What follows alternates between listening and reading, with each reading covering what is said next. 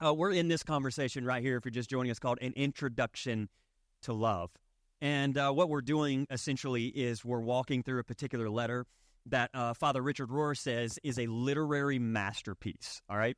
And it's found in 1 Corinthians, and we're just taking our time. When I wrote this series, it was about a 4 or 5 week, and now I think we're at week 5 or week 6, and we're not even remotely close to the end, all right?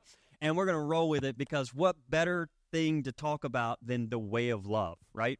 And so we're just in this passage. It's found in the book of 1 Corinthians chapter 13, and we're just kind of taking Greek phrase by Greek phrase, and we're looking at what's going on. Now, a little bit of backdrop before we get into today's, because today's people, I know it's July, and you're just looking for a soft, nice little message on love, but I don't know. Today we're going to get into it, all right? And I hope you lean in with me, but there's a phrase he uses today, man, it's worked me this week, all right? Worked me. And so we're going to unpack it together, all right?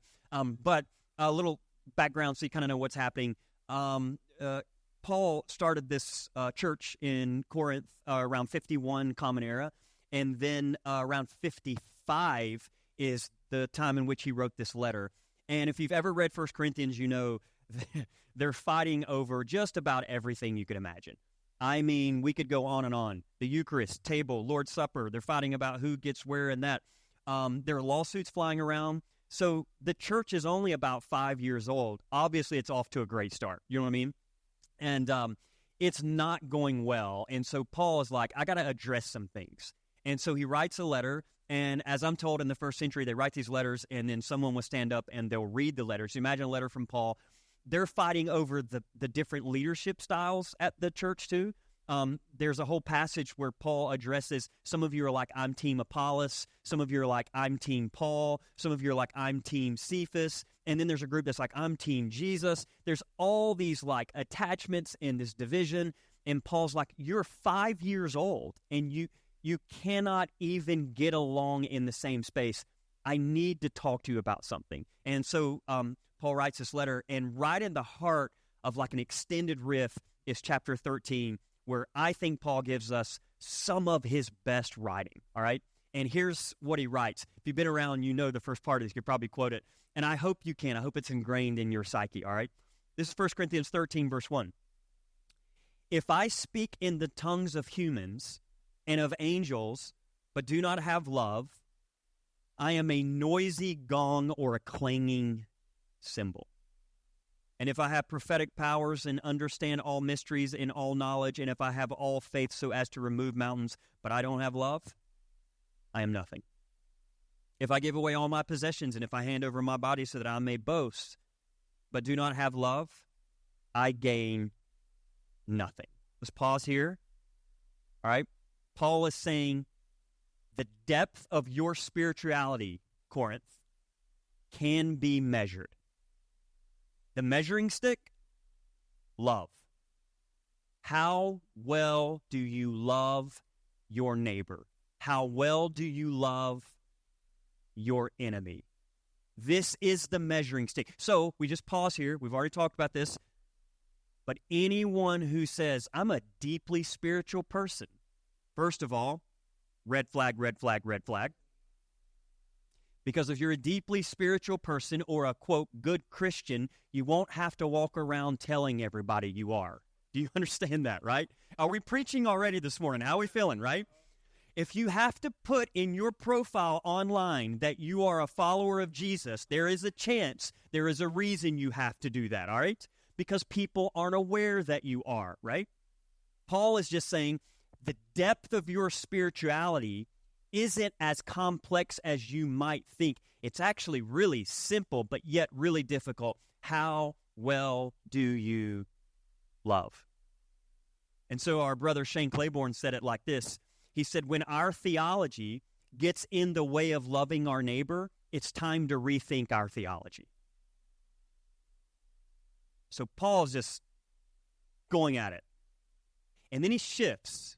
So the next verse I want to read to you, it's like he's like, okay, love is the new metric, but now I need to explain to you what I mean when I say love. Now, we've already talked about this, but he uses a Greek word agape, which was a word, they had like eros, which is like relational love, and they had all these different words for love flying around the first century, but he uses a word that was likely not as co-opt as other words, and he uses agape because he's trying to get at a particular love. It's like Paul is just saying, I'm not necessarily talking about the hearts and flowers kind of love.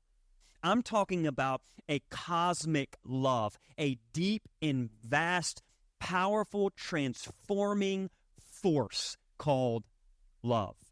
It is the source and sustainer of all that is. I'm talking about agape love.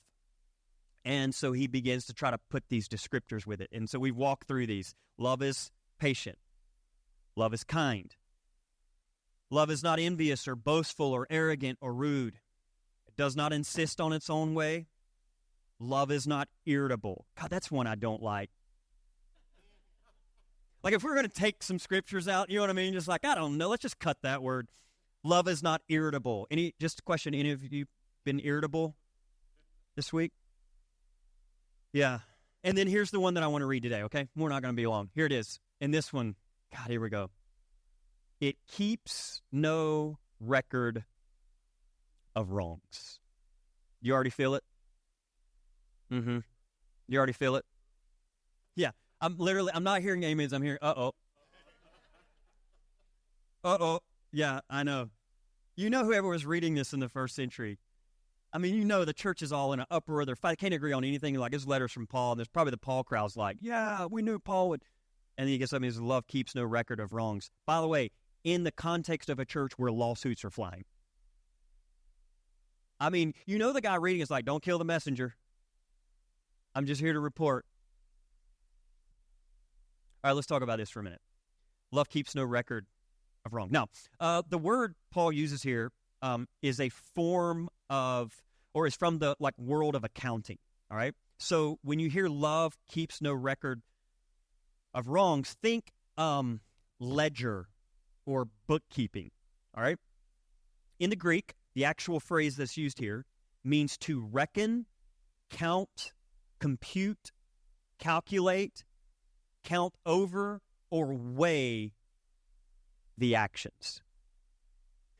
You can almost think of this in terms of Paul writing this letter going, how do I get this point across? Okay, when I say love keeps, the love that I'm trying to get to, okay, I'll say love keeps no record of wrongs.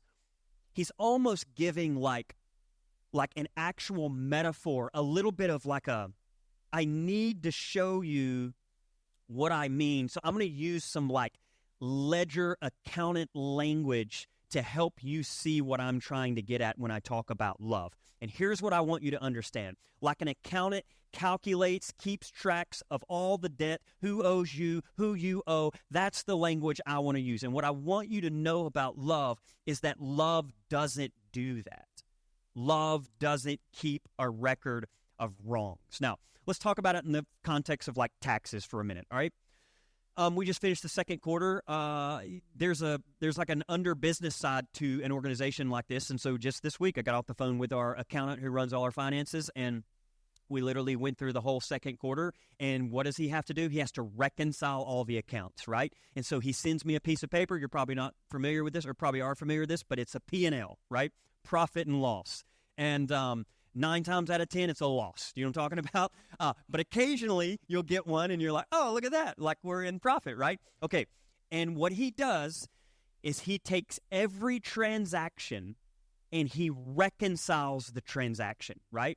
And so we go back, and we look through every single form in which money came out.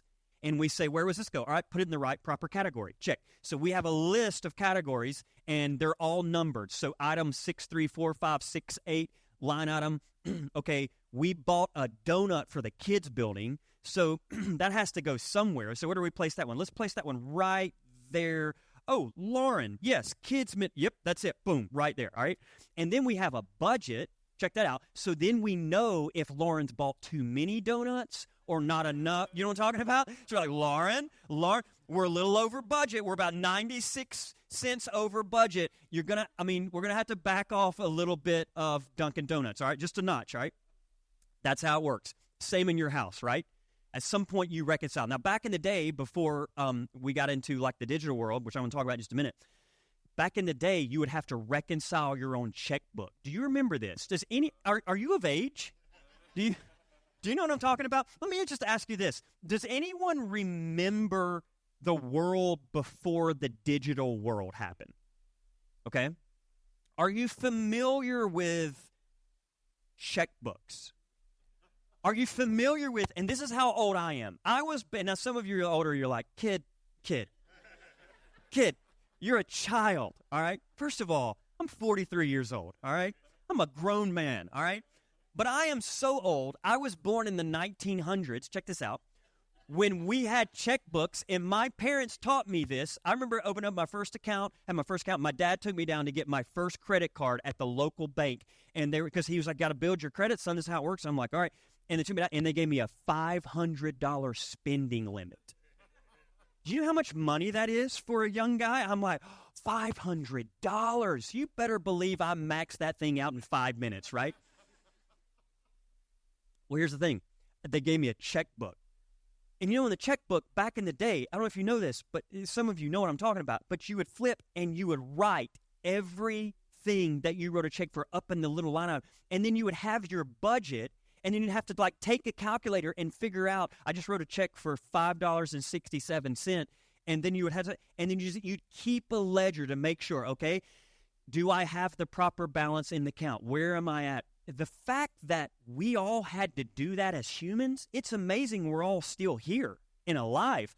Well, you realize we were dependent on our own minds? That's so bizarre. Who would ever entrust our own minds to our finances? This makes zero sense to me now, all right? I'm just saying there was a world before the digital world. That was a part of it. Now, that's just the beginning of it. Over the years, my mom and dad taught me also there's a thing called the Internal Revenue Service. I'm like, what is that? Only thing I knew is they were demonic. You know what I'm talking about?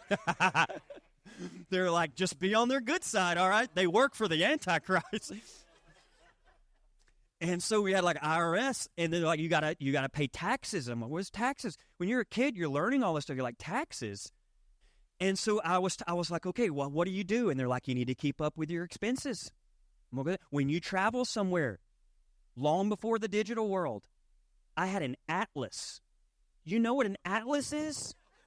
An atlas, people. A big, huge map.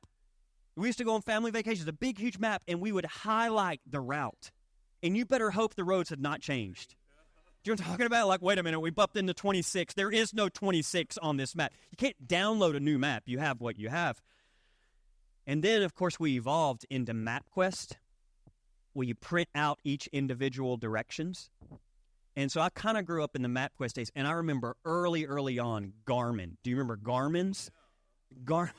People, by the way, you're getting old when you spend your whole sermon just nostalgic, just reflecting on. You had Garmin's, you plug in the Garmin, you try to get where you're going, but you'd have these taxes, and so you'd have to keep up with your expenses. So I'd travel somewhere, and I'd have to write the mileage down. Okay, I'm going to start here, and then I end it here in the subtotal of mileage, so I can write that off on my taxes, and then you have to keep all your receipts. So I mention all that because I was great at it. When I first stepped into marriage, I remember I went to Staples and I would buy these little accordion-looking little portable filing. Do you know what I'm talking about? Where you pick it up, kind of like a briefcase. Do you know what I mean?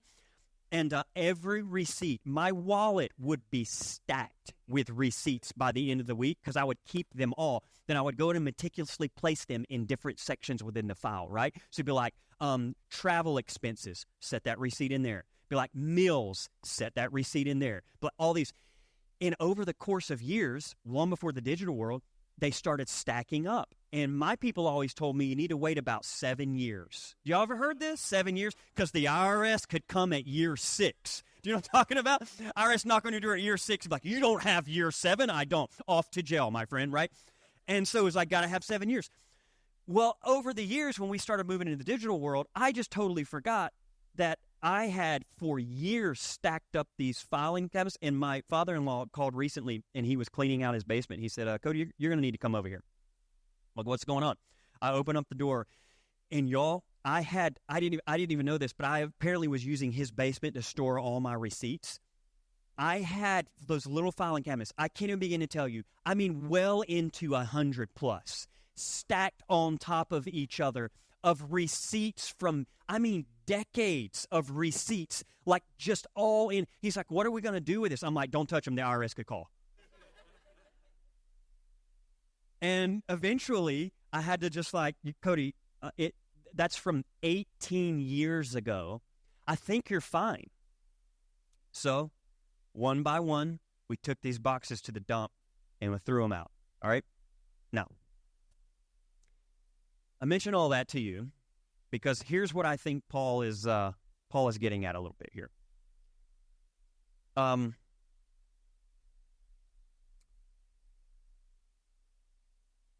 There's a relational dynamic to the metaphor he's giving us. So I want you to follow me with this image. Let's move that, what I just told you, the accounting metaphor, to the relational realm for a minute. And here's the question. How many of us have relational QuickBooks? You know what I'm talking about? Okay, this is where it starts. This is where you're like, I wish I hadn't come. All right? How many of us have relational QuickBooks where you have kept years and years and years of receipts of all the things people have done to you? I know. I know exactly what you're feeling because I wrote the sermon first. So I was writing, I was like, no, let's just skip this one. We don't want to go there today. No, we have to. We got to lean into this, all right? Paul is giving us an image of keeping a tally of the harmful things that have happened to us. Now, here's the question. In the basement of our minds, have we stored receipts? Do we keep columns of who owes us, the depth of their debt in which they owe us, and who has wronged us, and who needs to pay us? How often have we reconciled the relational accounts in our own lives? And just in case you're fuzzy, let me break it down. Do you have stored in the basement of your own psyche what your ex has done to you? Again and again and again and again. Yep. Here's some questions for us.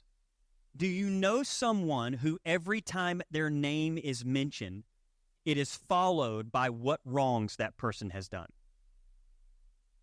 Here's another one. This is going to be fun for us.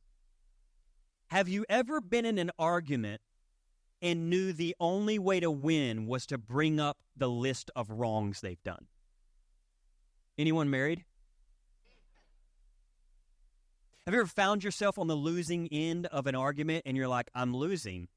I'm aware that I'm losing. How do I turn this? How do I win? And you know what you do? As an act of ammunition, you go way back in the past and you pull up the deepest truths that you know will win the argument.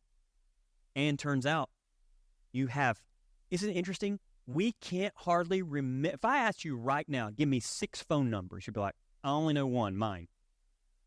I know 2 phone numbers right now, my wife's and mine. That's all I know. That's all I know. Back in the day, you used to have to memorize phone numbers. I still have one of our home phone numbers in my head that's been locked in. But back in the day, you have to memorize a dozen phone numbers. I only know 2 right now, okay? One of them's mine, but I'm going to say something. We can't remember anything. But is it interesting how we can remember in detail things that happened 25 years ago that we have been holding on to? Yeah. This is what Paul is saying. Another question. How often do you rehash past conversations, events, situations, actions, and emotions over and over in your mind? Why do we do this? Why do we do this? Why do we keep a scorecard? Why do we keep receipts? I went to CVS yesterday.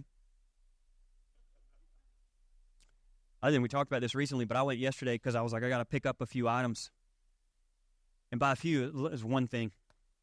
And I walked in there and I was like, I had to buy, I'm just going to be real honest, I had to buy some hair gel. And I've had a lot of hairstyles growing up. And where I'm at right now is the shorter the better, but you need a little gel to make yourself look like you've been up for a little while before you stand in front of a crowd and speak. And so I was like, I need a gel. Katie's out of town, and I was like, I guess I got to go. And so I went in and I got the hair gel, and then I went up to the register. I was like, just one hair gel. And the lovely lady there, she's like, all right. She's like, will you punch in your number on the keypad? And you punch in your number, and then now it asks like 12 questions. It used to be one, and now I'm like, this is an injustice, all right? Like, we're now at question 5. Do you want to donate to the Boy Scouts? Do you want to donate to I don't know. I'm not today. I'm not donating today. And then it's like we need all of this information and details, and you get it all. And then you wait because the receipt started printing. And by printing, I don't know if you've ever been to CVS, but you know this. CVS is notorious for the length of their receipts. I bought one item, and I brought the receipt back because I thought, well, this is going to be good. Vining's like, what needs to see this, all right? So I bought one. Let me find the top here, if I can. Yep. Okay. So, yep. This is one item, right here. One item at the very top, and this is what I get.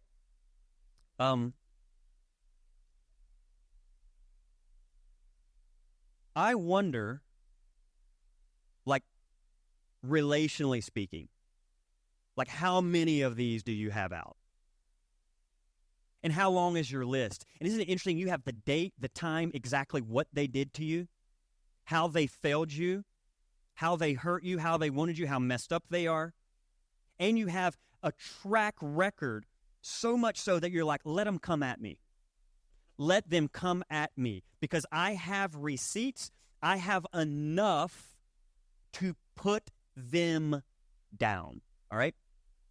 This is what Paul is getting at. And what Paul is saying is something remarkable. He's just letting us know. First of all, I think there are many reasons. Let's talk about this for a minute. There are many reasons we keep receipts. All right? Many reasons.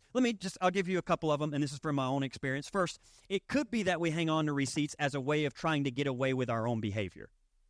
You know what I'm talking about? You know you're guilty of something, but the best way to get out of the thing that you're guilty of is just to remind them of what they've been guilty of. You know? Another reason, it's a form of ammunition. You were hurt, and so you want them to feel that same pain. You ever had that? Have you ever been just at a place where you're hurting so bad that what you want more than anything is for that person to feel a little bit of your hurt and pain? And I just wanted to remind you, though, and I know that you know this, but it's good to be reminded. Imagine if that were you, okay? So before you spit out all the wrongs that individual has done, before you do, just pause. This is what I've done in my life. Pause and imagine this for a minute. Imagine if you were being reminded of your worst moment and the worst version of yourself over and over and over again. When you keep receipts, you're hitting below the belt. When you keep your receipts, here's what you're doing. You are abusing the trust of vulnerability from a person you had a relationship with. That person has entrusted some vulnerable thing to you. You have taken it, and now you are using it against them. And I just want to say this. First of all, if that's what you do, okay, love's still present. But I also want to say to you, don't be alarmed when the vulnerability ceases in the relationship. You're not going to continue to be vulnerable with someone you're not safe with. And even in the height of maybe your own anger and hatred and arguments, even in that moment, the moment you bust out receipts is the moment the vulnerability ceases. So it's something to consider. Maybe you're here. I've talked to people all the time. It's like my partner, my spouse, just isn't talking to me the way that they used to talk to me. Well, let's talk about the vulnerability between the two. Has it been abused? Have you taken some shots? Yeah. This is what Paul is getting at. For many of us, we use receipts as an act of protection to keep us from feeling the pain all over again. I get that. This is like a shield. You know what I mean? I get that. You're like, stay away. I just don't want to hurt again. So I'm going to push this out to keep you at a distance. Yep. Protection. Totally normal. Maybe you feel you're losing the argument, and so the ego needs to be boosted, and so you pull out the receipts. Here's what I'm getting at. Keeping a record of wrongs is a sign that you have not actually healed from your past hurt. Keeping a record of wrongs is a sign you have not actually healed from your past hurt. Keeping a record of wrongs is a sign that you have not forgiven whoever has harmed you. Now, we're not going to have time today to get into forgiveness, but I do commit to come back to talk about, I'm going to do a whole series talk on forgiveness sometime soon. But let me say two things about forgiveness real fast, okay? One, disclaimer, there are people who love to ask and demand forgiveness when they're the ones who are doing the oppressing. Do you understand what I'm saying? Let me rephrase it this way. Oppressors love to ask and demand for forgiveness. This is easy for those who are not victims of oppression and injustice to expect forgiveness. So anytime someone gets up and they're talking about forgiveness, always know this. Forgiveness can be a tool for the oppressor, making the oppressed more of a victim. I have seen this countless times. It is always interesting to me that when someone has a blunder, the next conversation they want to force on people is the conversation of forgiveness. It's like I have seen pastors have infidelity issues and then go on tour to talk about how we need to talk more about forgiveness. Well, isn't that interesting, right? And this is kind of how it works. So when I talk about forgiveness, I think it's fair to just stop and say, yep, even the best of things in the Bible can be used as a weapon to keep harming people. Yes. But I also want to say I think there are loads of miscommunications about forgiveness. And I don't have time to go into all of it, but I will just tell you a couple. First of all, forgiveness does not mean you're approving the actions of what's been done to you. Forgiveness is not reconciliation. It takes two to reconcile. Forgiveness is not avoiding consequences. Forgiveness is not the absence of boundaries. You might forgive someone and may actually never see them again. You can love people from a distance. And also, forgiveness is a process. This doesn't happen overnight. So if you're here and you're like, God, I'm guilty of everything he's saying. Get me out of here. I'm sweating. I know. But also, can we just pause here and ask? Is it a little better now than it was a decade ago? Forgiveness is a process. You don't snap your fingers and you're like, I forgive him. We're talking about the deep recesses of our heart and soul. And this takes time. And so we celebrate all growth around here. All growth. If you want to kill them a little less today than yesterday, congratulations. Congratulations. We call that growth around here, and we will take it. All right? Yes, you're on your way. All right? Now, you might be here saying, okay, Cody, but listen, love keeps no record of wrongs. Are we supposed to forget? Because that just doesn't seem right. Are you telling me someone can harm me and we're just supposed to forget, right? Have you ever heard this little cliche, forgive and forget? All right? There's a lot of danger in that phrases. And maybe we can bring a little nuance here to say this. I don't think Paul is calling us to forget. In fact, I think that would be foolish. If you want to continue to get hurt, then just act like nothing ever happened. And there are many people who just sweep it under the rug. Let's act as if it doesn't happen. There are no relational wounds. We're just going to get over it, right? Nope. I don't think Paul is saying forget. I think it's much deeper than that. I think what Paul is Paul is calling us to a freedom from the torture of bookkeeping. Because I know that you probably know this, but I hope you understand. Bookkeeping will eat away at your soul. It keeps you trapped in the past. It keeps you trapped in your wounds, in your pain. And when you cling to your bookkeeping, it becomes a form of torture for you. So you may be here right now going, wow, God, I wish I didn't keep a record of wrongs. And I wish I could forgive. But you don't understand, Cody. They don't deserve it.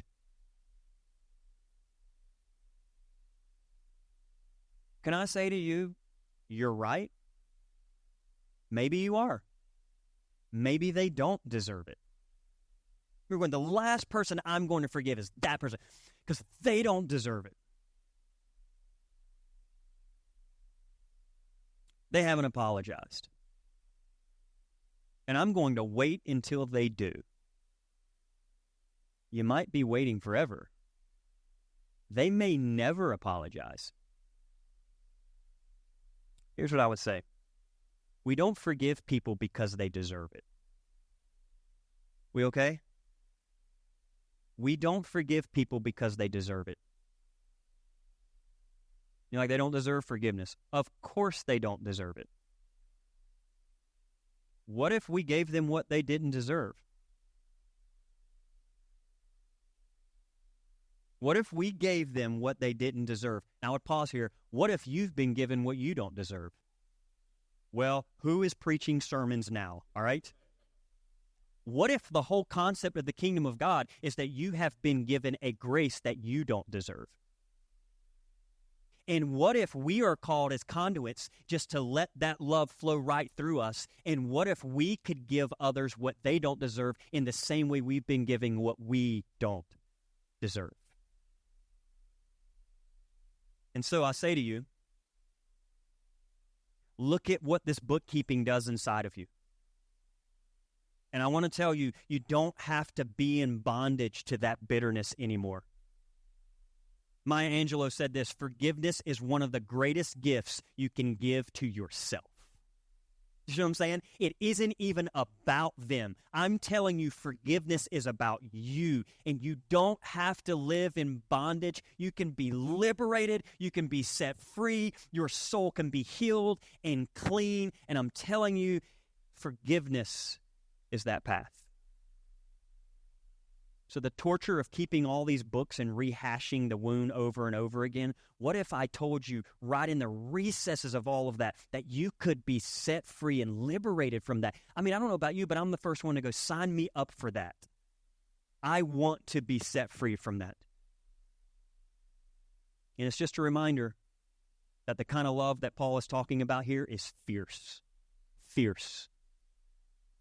And the reason, and I hope you see this, it can be so easy for us to go, no, no, no. Instinctually, the right thing to do is to keep this receipt and keep adding up the receipts and keep adding up the receipts and just to remind them of what they're doing and who they are. And I want you to know that has never transformed anyone. It hasn't. Fear, anger, threats, punishments do not lead people into transformation. I'll tell you what does, though. Unrelenting love.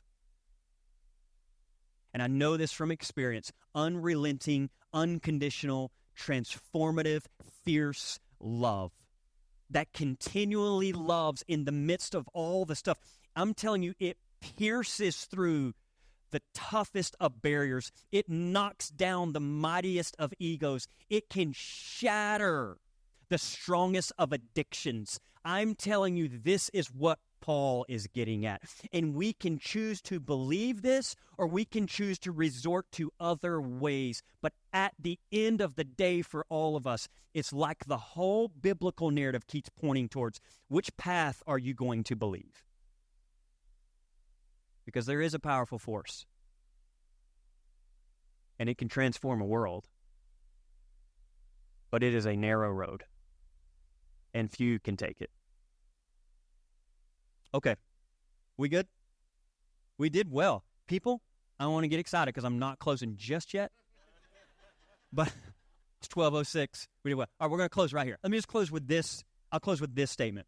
Because just you hear, and you're like me sometimes, you process and you're like, great sermon. Like, what do I do?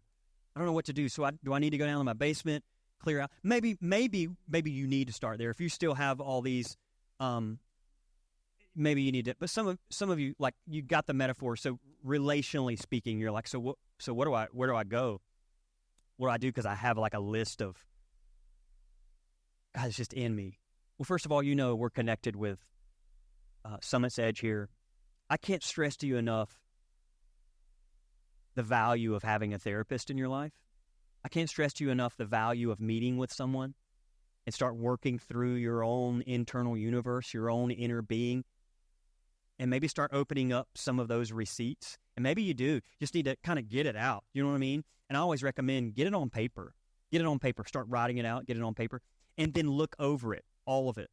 Then just start looking like, yep, and then start working through them. And then maybe one item by one item by one item, you can slowly begin to throw away the receipt.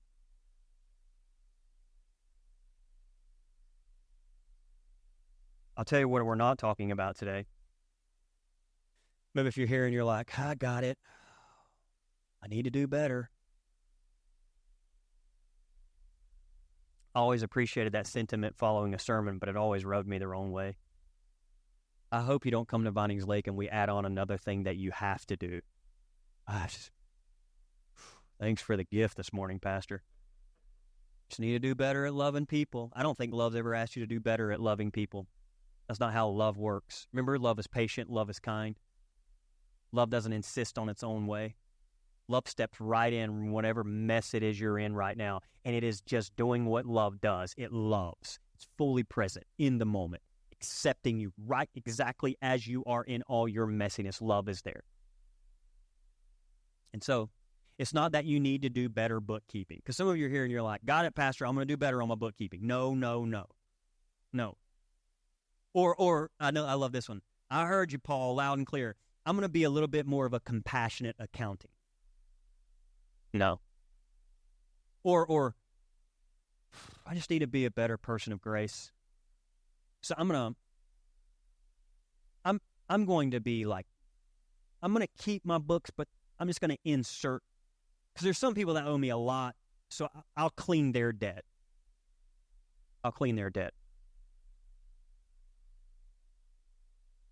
It's interesting. Sometimes it's easier to throw away the receipts for people than others. You know what I found? A faceless enemy, I'm like quick to be like, oh, not a problem. I can get rid of that one. You know what I'm talking about? But here's where it gets hard. When it's actually family. You know the people that you walk in, like you can't avoid them? They're at every holiday gathering. Every family reunion, the whole thing. Yeah. And so some of you are like, I just need a little more grace, so I'm going to release the debt of that person and that person. Okay, you could do that too. And that's a step, and we're all about growth, so take that step. That's wonderful. Here's what I think Paul is getting at. It's not that Paul is asking us right now to be better bookkeepers or more precise bookkeepers or compassionate accounting folks. It's not that he's asking for a little more generous, grace-filled bookkeeping. It's that love doesn't do bookkeeping at all. It's that love doesn't operate in that framework at all. And here's the mantra that I hope you leave with today.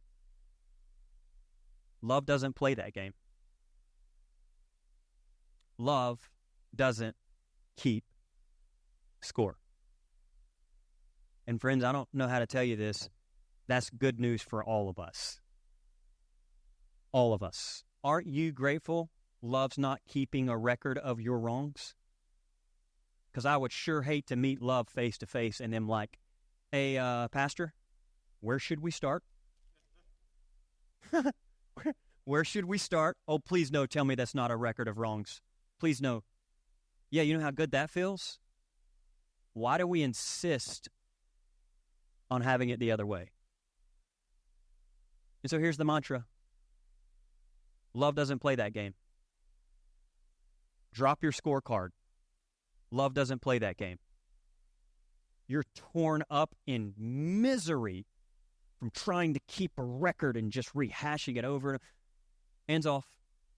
Love doesn't play that game. And I want to invite you, Vinings Lake, this collective, my God, I love you people. Hear me. We don't have to play that game either. The whole world could be in a tennis match, and they're like, what's going on with you people? Y'all act like you're not fazed by the tennis match. Are you not seeing what's happening here? No, because we're playing a whole different sport over here, right? We don't play that game. That's the mantra. Whatever you face this week, all of a sudden you feel it. You're like, there it is. There's the receipts. Just pause in your mind. Love doesn't play that game. I don't play that game. You can be liberated, friends. You don't have to live that way anymore.